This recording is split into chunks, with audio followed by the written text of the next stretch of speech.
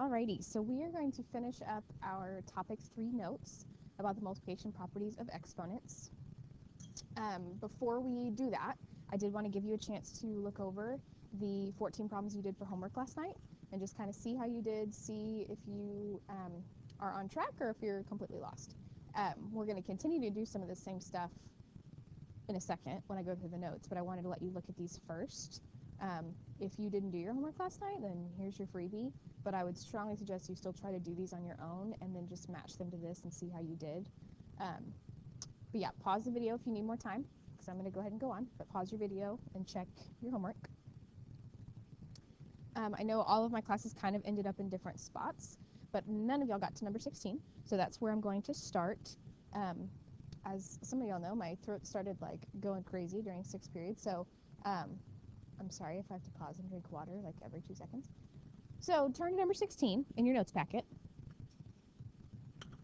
and we are going to look at what we do if we have an equation with an exponent. So it says if y equals x to the 5th, what is the equivalent to x to the 20th? Okay, we can do this a whole bunch of different ways. The one that makes probably the most sense, but is also the longest, is to go through each of our answer choices. So y to the 100th, well, that means that we're taking x to the 5th, because that's y, and plugging it in here, but then raising that to 100. Okay, well, we know, based off of our rules from yesterday, x to the 5th raised to the 100th, that's x to the 500. Well, that's definitely not going to help us, right? So we could try the next one, y to the 25th. Well, again, y is x to the 5th, so we're substituting it right there for y. So x to the 5th is y, and we're raising that to 25th. Well, again, our rule yesterday says you multiply, so we have x to the 125th. Things aren't working here. Plugging in x to the 5th there again, raising it to the 15th. Well, that's just x to the 75th. Not going to work. Plugging it in here, x to the 5th, raised to the 4th, multiply is x to the 20th. So our answer here is D. There's other ways to do that one, and there is no right or wrong way, but it's kind of one of those problems you just have to think through a little bit. I don't know that I would even recommend that you do it a certain way. You can do it however you want to. Number 17, write an expression that represents the area of a rectangle. Before I even go on, I'm going to go ahead and draw myself a rectangle with sides measuring 3x cubed y squared z, and other sides 6x y to the 5th, z to the 3rd. One thing I'm going to go ahead and do before I even move on is I'm going to go ahead and put 1s on my variables that don't have an exponent, just so that I remember to actually use that 1 when I start doing the operations. Sometimes we forget to because we don't see a number there. All right, this problem asks me to find the area. So area of a rectangle, I look at my formula sheet and I see that it's length times width, or base times height, either way. No matter what, I need to multiply these two side lengths together. So I'm going to write the first one, multiply it by the second one. Okay. At this point, I think about yesterday and all the rules I learned. They are in parentheses, but really that's just to show you that the two different factors are, but it's still multiplication. So I'm still going to multiply 6 times 3 like I have my whole life. 6 times 3 is 18. Okay, no big deal there. But now when I get to my variables with the exponents, I need to think about my rules. X to the 1 times x to the 3. Well, those have the same base, different exponents, but they're just being multiplied. So I think about this in expanded form. I've got 1x here, and I've got 3x's here. Well, altogether, that's x to the 4th. That's a 4. Everyone take a 4. Okay, same with the y's. Y to the 5th, y to the 2nd. That's going to be 7 y's altogether.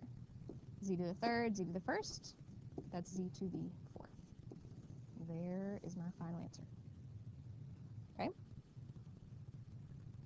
No big deal. Moving right along. Find the volume of the prism below. So just like the last one, this whole exponent idea does pop up in word problems and application problems at times. And here's another example of one. So finding the volume of a prism, well, if I looked at my formula sheet, I would see that V equals area of the base times the height. Well, the base here is a rectangle, so the area of the base would be found by doing length times width again. And then bringing down my h would be height, so length times width times height. Now, my side lengths here are written in scientific notation, which is something we probably have not seen in a very long time. I'm going to go ahead and write it out to show that I'm going to multiply my 3 side lengths together. don't even know if I wrote them in the right order, but it doesn't matter because we're multiplying all together.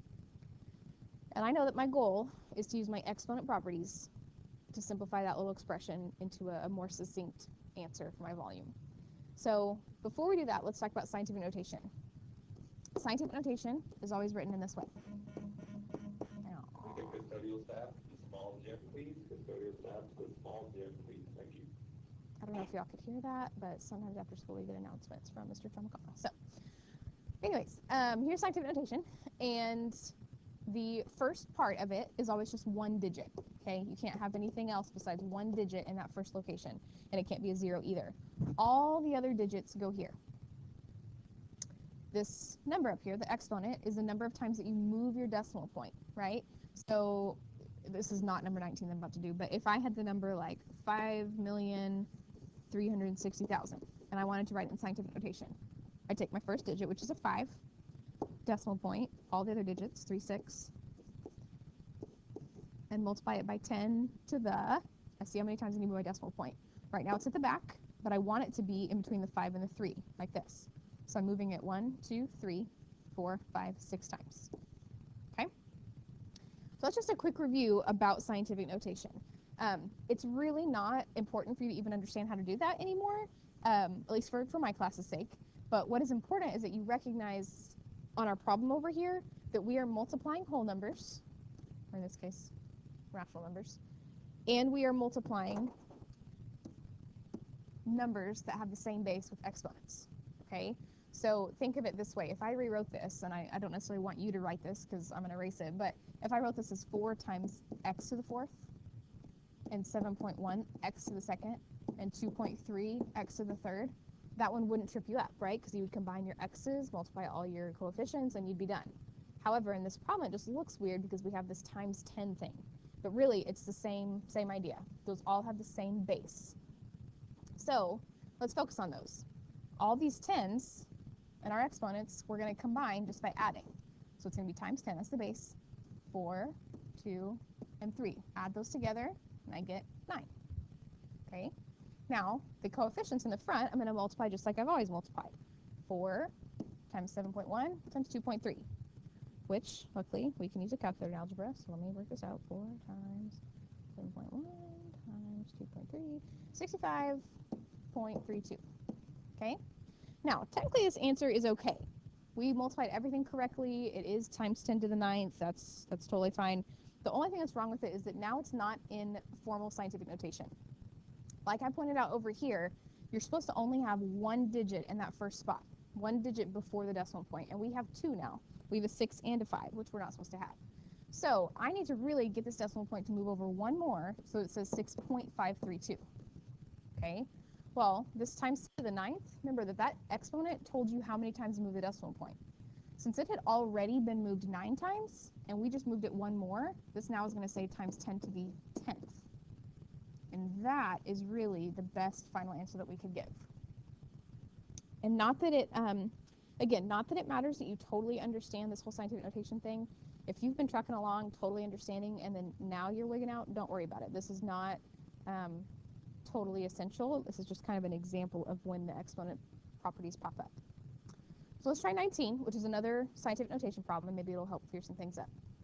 So light travels at about 1.86 times 10 to the 5th miles per second, okay, per second, which is really fast.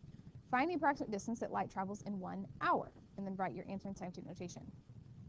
Well, if this amount is for 1 second, right, I would multiply this by 60 to figure out how much it travels in a minute, right, because there's 60 seconds in a minute. But then, that's the amount for a minute, I need to multiply it by 60 again to figure out how far it travels in an hour, because there's 60 minutes in an hour. So really, this is the problem that I need to work out, okay? Cool thing here is that we don't have any exponents besides this guy. And there's nothing else that has a base of 10, so really, I'm just going to tack that onto the end here, times 10 to the 5th. I'm not even going to mess with it. All I have left are these coefficients, 1.86, 60, and 60.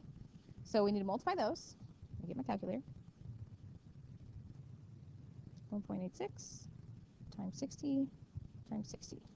And we get this long number, 6696. Okay?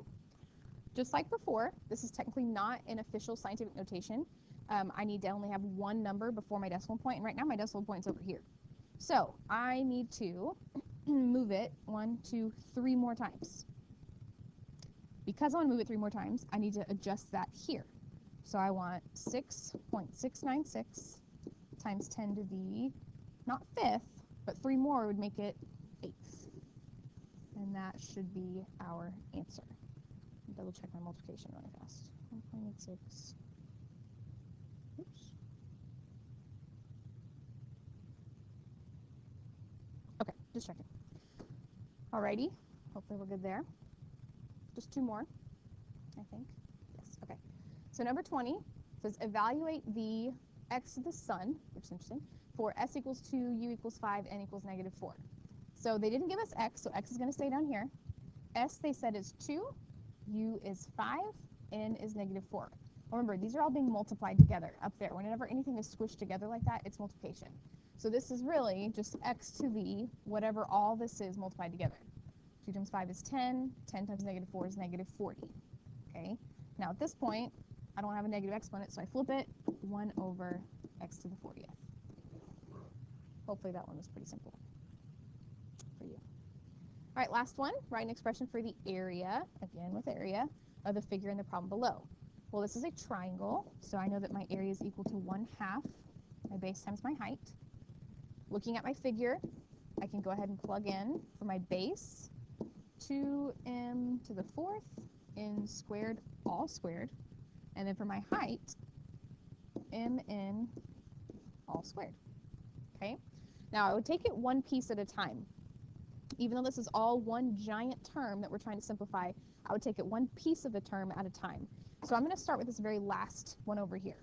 Okay, I know that that square means I just distributed it into each piece. So I've got m squared, n squared. Okay, now I'm going to start with this piece. Again, I distribute that 2 to each of these pieces. So 2 squared, m to the 8th this time, n to the 4th. Okay, then I still have my 1/2. Because I have no extra exponents that are, power to the power of, I can now just kind of go across the problem, right? If I focus on just my coefficients, just my whole numbers, I've just got a 1/2 and 2. Well, 1/2 of 2 is 1. I'm going to go ahead and write the 1, but I'll probably erase it later. Okay, dealing with my variables now, I'll start with my m's. M to the 8th and m to the 2nd would be m to the 10th. And then n to the 4th and n squared would be n to the 6th. Okay? Oh, I totally messed something up. Oh, bummer. That's not a 1. I forgot to do 2 squared. 2 squared is 4, right? I should have done that first. And then 1/2 of 4 is 2. Whoops. So sorry about that. Alrighty. And that's my final answer because there's nothing else to simplify, right? I don't have any other exponents to move. I don't have anything negative. I don't have any extra coefficients to multiply out. So that's really, that's the end of it. 2 times m to the 10th, n to the 6th. Hopefully I didn't mess you up when I did this random step. You should always just go ahead and square out a 2. Just roll in right 4 if you can. Alrighty. That's all I have as far as notes are concerned. Here's your next steps for today's class period. First of all, I want you to try to complete last night's homework. I know you only did 1 through 14, so you should have 1, 2, 3, 4, 5, 6, 7, 8, 9 more problems, and some of them are actually really easy. You didn't even really need me to do these notes. But you've got a few more problems there that I want you to try to finish up and use these notes to help you. And then the sub has another piece of paper that she's going to hand out to you. And I don't know if she'll hand it out at the beginning or after, so you may need to tell her that you're ready for the next page. But this is going to be what I check for a check mark on Monday. So if you don't finish it in class, that will be your homework. I'm hoping you will have plenty of time. That's why the chalkboard says that you have no homework. But if you don't finish it, for some reason you get distracted, then that will be homework for Monday. If you complete both of those things, then the third thing you're going to do is just keep busy and be quiet. Okay? You can work on something for another class, read, etc. Maybe just look busy. But whatever you do, just don't be distracting because I gave the sub another practice page to give you if you can't keep quiet or look like you're busy. So just make sure you stay quiet so that she does not make you do it. I hope y'all have a great day and a great weekend, and I will see y'all on Monday.